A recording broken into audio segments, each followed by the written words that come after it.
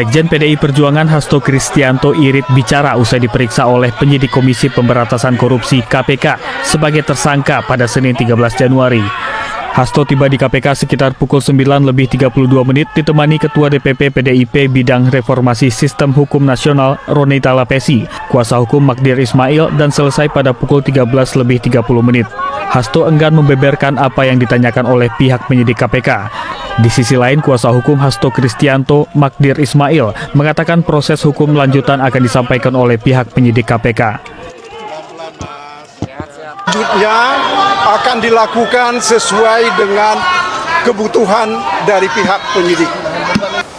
Yang bersangkutan tidak dilakukan penahanan hari ini karena penyidik masih membutuhkan waktu untuk memeriksa beberapa saksi yang masih belum hadir dan masih dibutuhkan.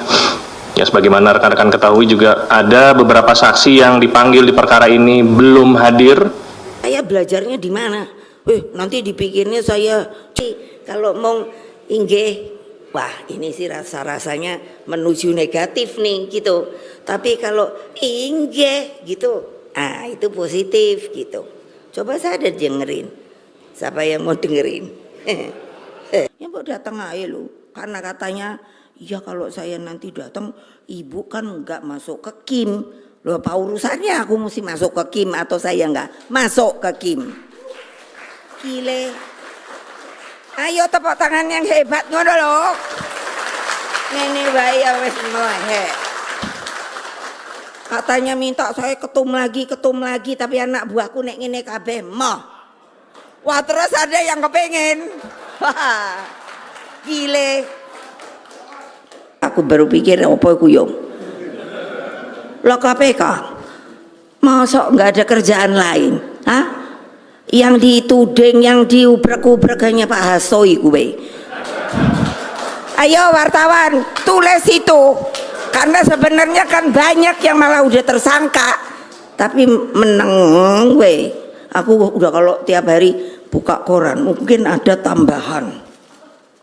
Gak ada. Tadi aja sebelum kesini yang ngono. Halo teman-teman, kembali lagi bersama saya di channel ini. Salam NKRI harga mati.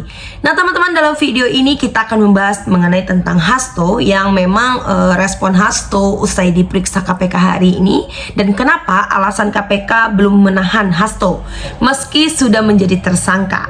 Dan Megawati beranggapan KPK terlalu fokus kejar Hasto. Masa nggak ada kerjaan yang lain? Nah teman-teman, kita akan membahas mengenai tentang hal tersebut, dan kita akan membacakan beberapa komentar mengenai tentang komentar-komentar masyarakat mengenai tentang kasus Hasto tersebut ya teman-teman. Kalau KPK serius dan mendapat dukungan rakyat, usut ketum yang terseret CPO dan minyak goreng Blok Medan. Yang terakhir, mega suap proyek pagar laut 30 km sampai aparat dan pejabat pada belanga begitu. Syukur semoga bebas dan tidak terbukti. Kalau KPK tidak berfungsi, buat apa ada KPK? Bubarkan, tidak guna KPK buat apa? Mulyono sudah memberi kode kepada ternaknya, jangan penjara Hasto, nanti bikin susah dinasti. Kenapa tidak ditahan? KPK jangan didiskriminasi. Kenapa tersangka di kasus lain langsung ditahan? Hukum rimba yang kuat, selamat rakyat jelata langsung menderita. Itulah fungsi gertakan KONI dari Rusia, nggak jadi ditahankan. Pencuri ayam aja dihakimi.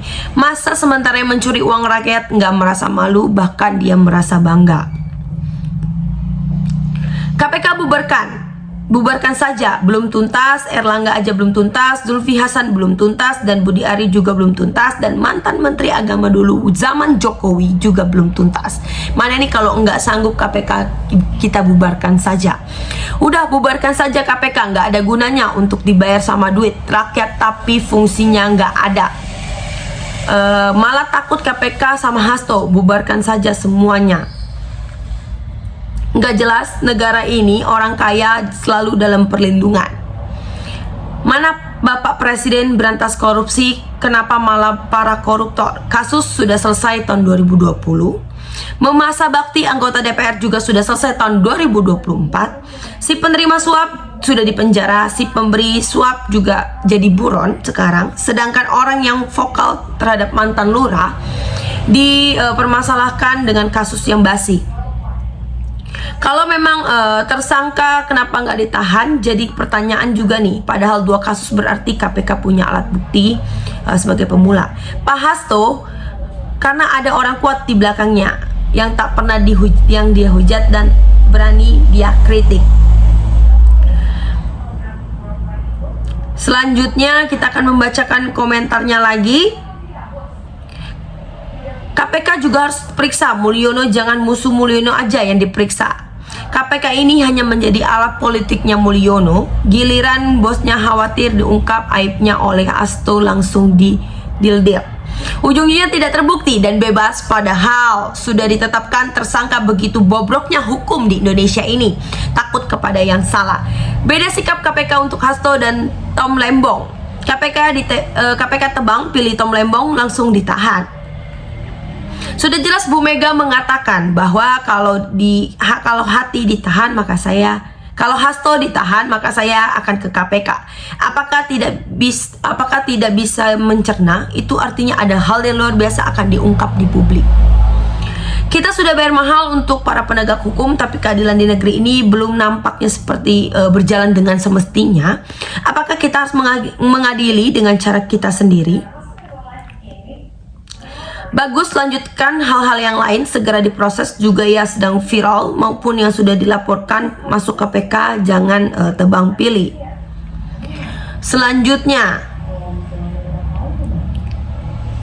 nggak apa semua yang korupsi dan menikmati ditangkapi dan dihukum, tapi program food estate diusut, PSN diusut, kasus Zulhas Kofifa, mantan ketum Golkar Bahlil main izin tambang pasir laut.